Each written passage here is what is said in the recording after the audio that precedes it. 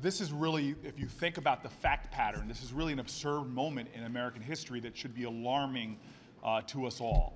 And this is not a partisan moment. This is really a moral moment for our country if we're going to allow this fact pattern to continue as it seems. And this is the fact pattern I'd like to walk through. First and foremost, this nation was attacked by the Russians.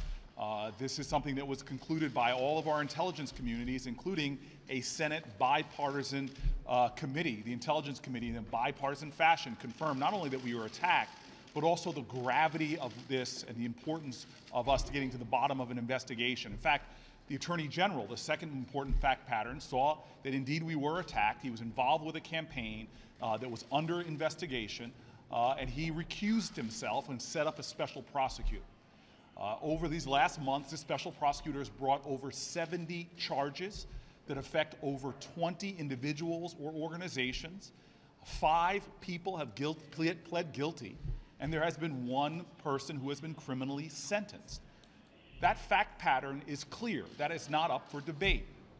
And now we have a president who, with these some 20-something people surrounding him, his campaign and his presidency, who now has an ongoing investigation. The President of the United States is a subject of a criminal investigation. Many elements of this investigation can now go before the Supreme Court. And the elements in this investigation are everything from, can a president be criminally indicted? Can a president pardon himself? Can a president end an investigation? And amidst all of these issues and more that can become from the Supreme Court, we have a president of the United States who is picking a judge who could sit in the balance of such a decision.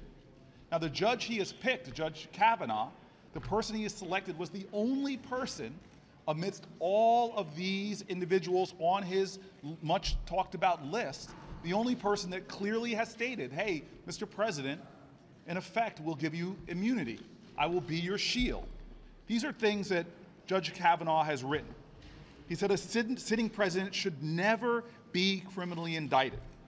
The president, I quote, should have absolute discretion about whether and when he can be independently investigated, and also decided he can also decide who does the investigating.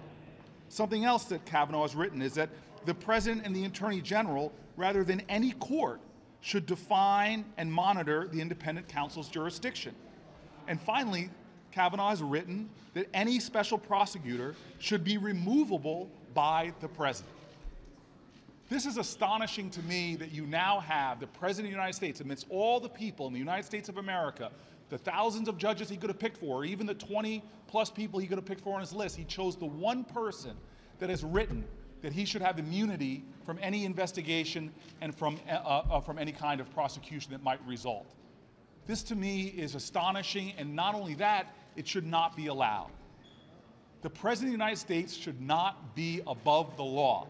The President of the United States should not be beyond a criminal investigation. The President of the United States should not be able to pick the judge that will preside over questions involving his investigation. None of us as American citizens believe that any of us who are subject to a criminal investigation, that person should not be able to pick their judge. It's common sense. And so here we are right now, allowing a process to go forward that might have a president be able to decide what the outcome of this investigation will ultimately be. That should not happen.